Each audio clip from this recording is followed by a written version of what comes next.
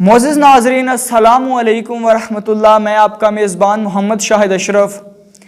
پچھلے ایپیسوڈ سے ہم بات کر رہے تھے جو فرانس میں بننے والے آپ صلی اللہ علیہ وسلم کے کارٹونز اور خاکوں پہ۔ تو پچھلی ویڈیو میں تو ہم نے اپنے خیال کا اظہار کیا تھا کہ یہ لوگ آپ صلی اللہ علیہ وسلم کے کارٹون کیوں بناتے ہیں، لیکن آج میرے پاس ایک کوٹیشن ہے جو میں آپ کو پڑھ کے سناؤں گا۔ اس میں ایک جیلن پوسٹن کے ایڈیٹر فلیمنگ روز اظہار کرتے ہیں کہ ہم محمد الرسول اللہ صلی اللہ علیہ وسلم کے کارٹون کیوں بناتے ہیں۔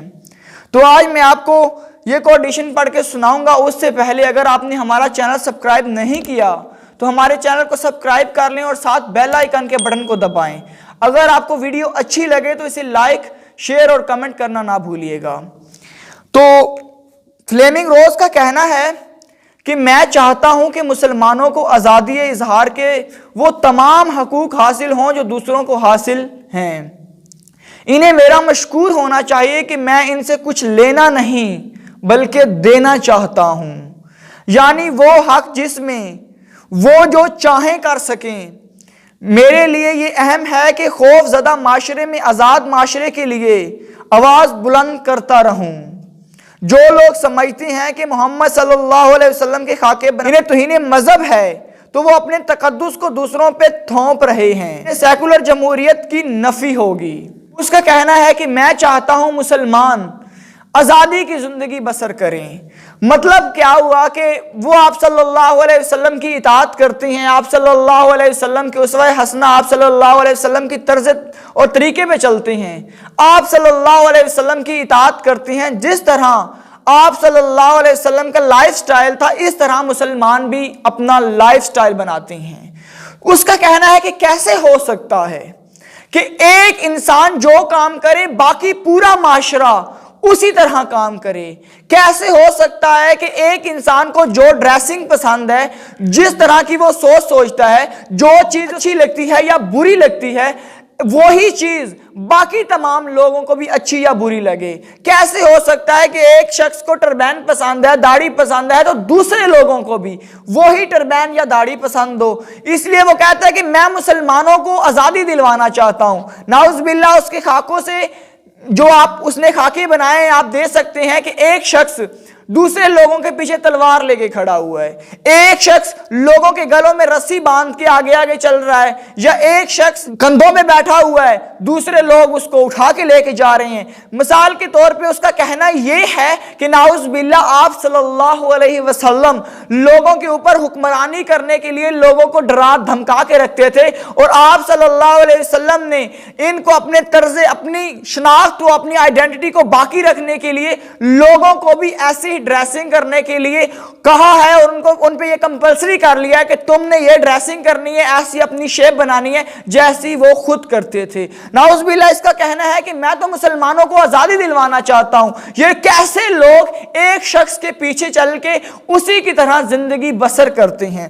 معزز ناظرین، اور دوسرا اس کا کہنا ہے کہ لوگوں کو میرا مشکور ہونا چاہیے کہ میں ان کے لیے آزادی کی جنگ لڑ رہا ہوں، میں لوگوں کو آزاد کروا رہا ہوں۔ لوگ خوف میں ہیں، لوگوں کو اس نے ڈرایا ہوا ہے، آگ سے ڈرا کے رکھا ہوا ہے، لوگوں کو اس نے بہت اچھے اچھے خواب دکھائے ہوئے نعوذ باللہ جنت کے، یا ڈرا کے رکھا ہوا ہے کہ آپ اگر میرے پیچھے نہیں چلو گے تو تمہیں جہنم میں آگ میں دھکیل دیا جائے گا، اگر تم چلو گے تو انہیں حوروں کے خواب دکھائے ہوئے ہیں۔ یہ نعوذ باللہ اس شخص کا کہنے کا مطلب ہے، اور اس کا کہنے کا مطلب ہے کہ ہم محمد الرسول اللہ صلی اللہ علیہ وسلم کے اس نعوذ باللہ اس کا کفر نباشد میں اپنی زبان پہ بھی ان جملوں کو نہیں لانا چاہتا تھا، اگر آپ کو بتانا مقصود نہ ہوتا تو اس کا کہنا یہ ہے کہ اس نے لوگوں کو ڈرا دھمکا کے اپنے پیچھے چلایا ہوا ہے۔ تو اسی تھاٹ آف مائنڈ پہ ایسی آزادی کی تحریکیں آج پاکستان میں جنم لے چکی ہیں۔ آج عورت مارچ کے نام پہ ماروی سرمد صاحبہ بھی اسی تھاٹ آف مائنڈ پہ، اسی نظریے اور اسی سوچ پہ کام کر رہی ہے۔ وہ بھی اسی طرح کی آزادی آج مسلمانوں کو اور عورتوں کو دلوانا چاہتی ہے جس طرح وہ فلیمنگ روز اور یہ فرانس یا ہائی لینڈ کے لوگ مسلمانوں کو آزادی دلوانا چاہتے ہیں۔ ان کا بھی یہی کہنا ہے، وہ بھی تو یہی کہتی ہے، ان کا بھی مقصد یہی ہے کہ لوگوں کو اللہ اور اس کے رسول سے دور رکھا جائے، اس کے طرز زندگی پہ اس عورت کو فاطمہ بنت محمد نہ بننے دیا جائے، اس سے حیا شرم چھین لیا جائے، اور اسی نظریے اسی سوچ پہ آج ماروی سرمد اور یہ دونوں کا خیال ہے کہ اللہ اور رسول سے مسلمانوں کو دور کر دیا جائے۔ یہ بھی تو اسی طرح کہتی ہے کہ کیسے ہو سکتا ہے کہ ایک مسلمان، ایک مرد کیسے ہو سکتا ہے کہ وہ حکمران ہو، ایک عورت کیسی ہو سکتی ہے کہ رعایا ہو؟ کیوں ایسا ہوتا ہے کہ عورت حجاب پہنتی ہے مرد نہیں پہنتا؟ یعنی یہ اللہ کے بنائے ہوئے اصولوں پہ یہ آواز اٹھاتے ہیں، حالانکہ اللہ نے خود کہا تھا الرجال قوامون علی النساء، مرد عورتوں کے حکمران ہیں، عورتیں بھی حکمران ہیں، وہ اپنے گھر کی حکمران ہیں، وہ بچوں پہ حکمران ہیں۔ لیکن ایسا تو نہیں ہو سکتا کہ ایک ٹیم میں 11 کے 11 پلیئر ہی وہ سارے کے سارے کیپٹن ہوں، تو پھر کس کی چلے گی؟ کون کس کی مانے گا؟ سارے اپنی مرضی کریں گے، جب چاہے گا بیٹنگ کرے گا، جب چاہے گا کوئی بولنگ کرے گا، پھر تو کوئی نہیں ہوگا، کوئی سسٹم ہی نہیں رہے گا۔ اسی طرح گھر میں اگر سب کی حکمرانی چلنے لگ جائے گی تو وہ سسٹم خراب ہو جائے گا۔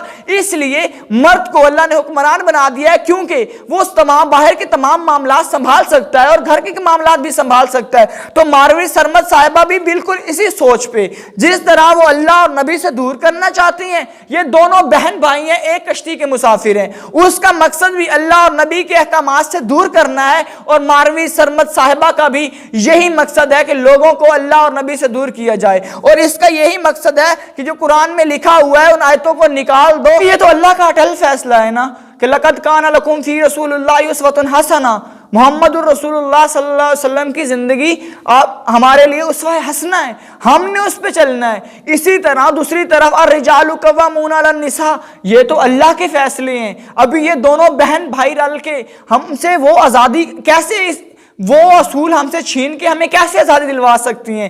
یہ تو اللہ کا فیصلہ ہے، ہم اس میں کیا کر سکتے ہیں؟ یہ کوئی مرد اپنی مرضی سے حکمران نہیں بنے، یا مردوں نے ان عورتوں پہ پردے کا حکم نہیں دیا۔ اللہ نے سورۃ نور میں یہ فرمایا ہے کہ عورتیں پردہ کر کے رکھیں، مرد اپنی نگاہیں نیچے رکھیں۔ تو اگر یہ میں نے آج تک ایسا تلخ لہجہ استعمال نہیں کیا، لیکن جس وقت ہمارے تقدس کی بات آتی ہے، ہمارے اسلام پہ بات آتی ہے، تو ہمیں حقیقت کو آشکارا کرنا ہی ہوتا ہے۔ اگر یہ ماروی سرمد صاحبہ، یہ فلیمنگ روز اگر ہمیں اس طرح کی آزادی دینا چاہتے ہیں، تو ہم ہاتھ باندھ کے کہتے ہیں ہمیں اس ایسی آزادی سے بہتر ہے کہ غلامی ہی بہتر ہے، کہ ہم غلام ہی رہیں۔ ہمیں ایسی آزادی نہیں چاہیے محترمہ بھائی صاحب، ہمیں ایسی آزادی نہیں چاہیے جس میں ہمارے اللہ اور ہمارے نبی صلی اللہ علیہ وسلم کی نعوذ باللہ بے حرمتی ہمیں نظر آئے۔ تو اس لیے ہمیں ایسی آزادی کی کوئی ضرورت ہرگز نہیں ہے۔ آپ اپنی تھاٹ آف مائنڈ کو، یورپ کی تھاٹ آف مائنڈ ہے، آپ ان کو اسی طرف لے کے جائیں۔ ہمارا تہذیب و تمدن اپنا ہے، ہمیں اپنے تہذیب و تمدن کے انداز سے جینے دیجیے۔ ہم ان مسلمانوں کو، آپ کو آزادی دلوانے کی کوئی ضرورت نہیں ہے۔ اگر یہ غلامی ہے کہ ہم محمد صلی اللہ علیہ وسلم کی اطاعت کرتے ہیں یا ہم بنت محمد کی طرح لباس پہنتے ہیں، تو ہمیں اس غلامی کی زندگی کو جی لینے دیجئے۔